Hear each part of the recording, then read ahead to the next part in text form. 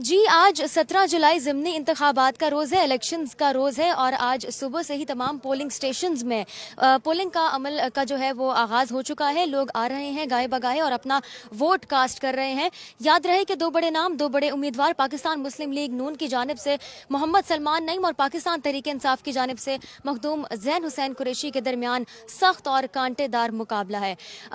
मैं मौजूद हूँ इस वक्त पोलिंग स्टेशन 66 और 67 में, जहाँ पर मर्दों के लिए सेपरेट दो पोलिंग बूथ्स कायम किए गए हैं और खवातीन के लिए सेपरेटली दो पोलिंग बूथ्स कायम किए गए हैं। और सिक्योरिटी के इंतजाम के हवाले से अगर हम बात करें तो सख्त सिक्योरिटी जो है वो यहाँ पर तैनात है, क्योंकि सिक्योरिटी के बगैर और प्रॉपर चेकिंग के बगैर किसी को भी एंट्रेंस की इजाज़त नहीं है। और इसी के साथ साथ अगर हम मौसम के हवाले से बात करें तो मौसम खुशगवार है।